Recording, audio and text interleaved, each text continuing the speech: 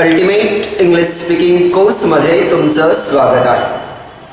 30 दिवसांच्या 30 अभ्यास पुस्तिका तुमच्यासोबत आहेत. त्या अभ्यास पुस्तिकामध्ये सर्व काही मार्गदर्शन व्यवस्थित केलेलंच आहे. फक्त तुम्हाला करायचं एवढंच आहे की पहिलं पुस्तक संपल्यानंतर दुसऱ्या पुस्तकाचा अभ्यास करायचा आणि दुसरं पूर्ण झाल्यावरच तिसऱ्या पुस्तकाकडे जायचं. या पद्धतीने या 30 पुस्तिकांचा प्रवास तुम्हाला सुरू ठेवायचा. पुस्तक पूर्ण झाल्यानंतरच पुढचं पुस्तक या गोष्टीकडे लक्ष द्या.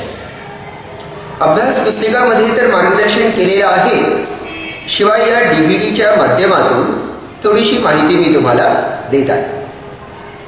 सर्वप्रथम आपण हे पाहू की इंग्रजीमध्ये बोलण्यासाठी नेमकं काय लागणार आहे. इंग्रजीमध्ये बोलण्यासाठी आपल्याला लागतात इंग्रजीची वाक्ये. का तसं? इंग्रजी एक भाषा आहे. भाषा असते विचार व्यक्त करण्यासाठी. आपण आपले विचार दुसऱ्याला सांगतो तर कोणत्या ना कोणत्या भाषेतून सांगतो. बोलून किंवा लिहून आपण आपले विचार व्यक्त करतो आणि बोलताना व लिहिताना आपल्याला लागतात वाक्ये. आता मी बोलत आहे तर वाक्यानंतर वाक्य बोलत आहे. एखादं पुस्तक लिहिलेलं असेल तर त्यात सुद्धा वाक्यानंतर वाक्यच असतात. म्हणजे कारण की बोलण्या लिहिण्यासाठी वाक्य लागतात, म्हणून मी तुम्हाला म्हटलं इंग्रजी येण्यासाठी तुम्हाला इंग्रजीची वाक्य लागतात. एवढंच समीकरण तुम्हाला आठवण ठेवायचं. म्हणजे तुम्हाला जर सांगायचं असेल मी माझं गृहपाठ करत आहे,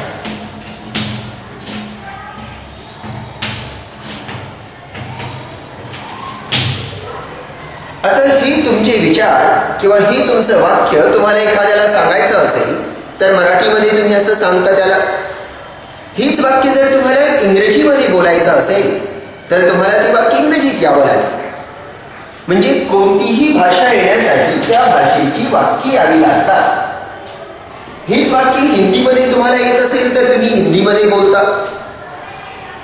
ज्याही भाषेत बोलायचं असेल, ज्याही भाषेत विचार व्यक्त करायचे असतील तर त्या भाषेची कोणती गोष्ट लागेल तुम्हाला? वाक्य. आता वाक्य येण्यासाठी काय लागतं? वाक्य तुमच्या समोर आहे.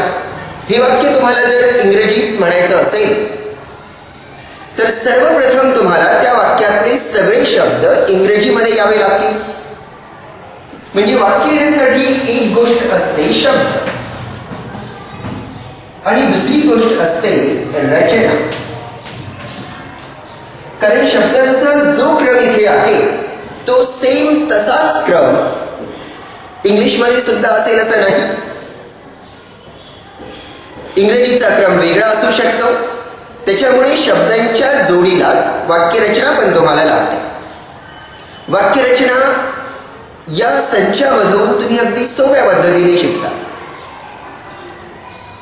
आणि शब्दांची जर तुम्हाला अडचण असेल तर बेसिक 2000 शब्द 7व्या आणि 14व्या पुस्तकामध्ये छापलेले आहेत. या 2 बुकलेटमध्ये जवळपास 2000 बेसिक शब्द दिलेले आहेत. त्यातले बहुतांश शब्द तुम्हाला येऊ शकतील आणि जे येत नसतील त्यांना तुम्ही टिक करा पेन्सिलने आणि त्यानंतर त्यांना वाक्यामध्ये वापरून पाठ करून घ्या.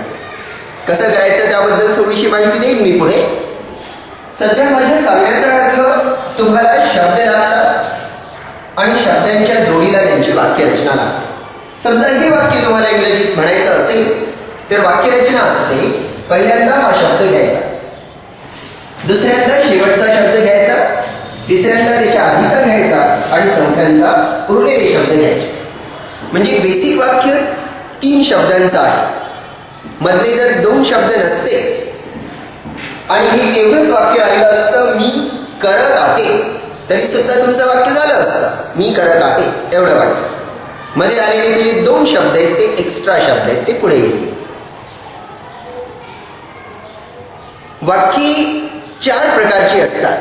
म्हणजे व्यवहारामध्ये आपण जेव्हा बोलतो किंवा लिहितो तर 4 प्रकारची वाक्य आपण बोलतो. विधानार्थी वाक्य असतात ज्याच्यामध्ये फक्त विधान असेल. प्रश्नार्थी वाक्य असतात ज्याच्यात आपण प्रश्न करतो. आज्ञार्थी वाक्य असतात ज्याच्यामध्ये आपण आज्ञा देतो, काही करायला सांगतो. किंवा उद्गारवाचक वाक्य असतात ज्यात आपण उद्गार काढतो. सर्वप्रथम आपण विधानार्थी वाक्याबद्दल पाहत आहोत. विधानार्थी वाक्याची रचना ही तुमच्या समोर जी बोर्डवर मी दाखवली त्या पद्धतीची असेल. सर्वप्रथम पहिला शब्द येतो, सेकंड नंबरवर शेवटचा शब्द आणि थर्ड नंबरवर शेवटून दुसरा. व्याकरणाच्या भाषेत सांगायचं तर सर्वप्रथम कर्ता येतो. कर्ता म्हणजे क्रिया करणारा, आणि क्रिया करणारा नसेल तर कर्म येतं. कर्म म्हणजे जी क्रिया केली जात असेल कायचं उत्तर असतं. कर्ता काय असतं, कर्म काय असतं हे 3 नंबरच्या बुकलेटमध्ये छापलेलं आहे. जसं मी माझ्या बोलण्याची सुरुवातच केली की एक बुकलेट पूर्णपणे संपल्यावरच तुम्ही दुसऱ्या बुकलेटकडे जायचंय. तर जेव्हा तुम्ही पूर्णपणे बुकलेट संपवून जात राहाल तर हे कर्ता कर्म वगैरे सगळं स्पष्ट त्या बुकलेटमध्ये आलेलंच आहे. वाक्य करताना पहिल्यांदा मी साठीचा शब्द आई. आहे म्हणण्यासाठी इंग्लिशमध्ये 2 शब्द असतात, कारण असण्यासाठी इंग्लिशमध्ये 2 शब्द आहेत. असण्यासाठी एक शब्द आहे इंग्लिशमध्ये बी, आणि असण्यासाठी दुसरा शब्द आहे ॲ. तर मग आहे म्हणायचं असेल तर बीचं रूप असतं एम इज आर, आणि आहेसाठी जर असण्याचा हॅव शब्द घेत असलो आपण तर हॅव असतं किंवा हॅज असतं. हॅवचे ते 2 वर्तमान काळातले रूप तुम्ही समजू शकता, आणि बीचे हे वर्तमान काळातले. आहेसाठी बीची रूपे तेव्हा येतात ज्या वेळेस क्रिया चालू असते. जसं या वाक्यामध्ये क्रिया चालू आहे, मी माझा गृहपाठ करत आहे. हे जर वाक्य असतं मी माझा गृहपाठ केला आहे तर ती क्रिया पूर्ण आहे असा अर्थ झाला असता. तर तशा वेळेस आधीसाठी शब्द काय असतात. सध्या आधीसाठी शब्द एम इज आर पैकीचा येईल. आहे सोबत येईल एम. त्याच्यानंतर पुढचा शब्द आहे कर. करण्याकरिता शब्द असतो डू, आणि त्यात त करिता वापरायचं असतं आयएनजी. म्हणजे वाक्य झालं आय एम डुईंग. आणि उरलेले 2 शब्द माझा गृहपाठ, माय होमवर्क. तर पहा, सध्या जे वाक्य आपण केलं त्या वाक्यावरून तुम्हाला असं दिसलं की तुम्हाला हा शब्द येत होता, हा शब्द येत होता, हा शब्द येत होता. फक्त आता या त साठी आयएनजी लावायचं असतं. ही माहिती कदाचित तुमच्यासाठी नवीन असू शकते, तर इथून तुम्ही आठवण ठेवू शकता. आणि हे जे आहे होतं, आधीसाठी जे या पद्धतीने 2 शब्द येतात, बीचे शब्द आणि हॅवचे शब्द, ते माहीत असण्याची गरज होती.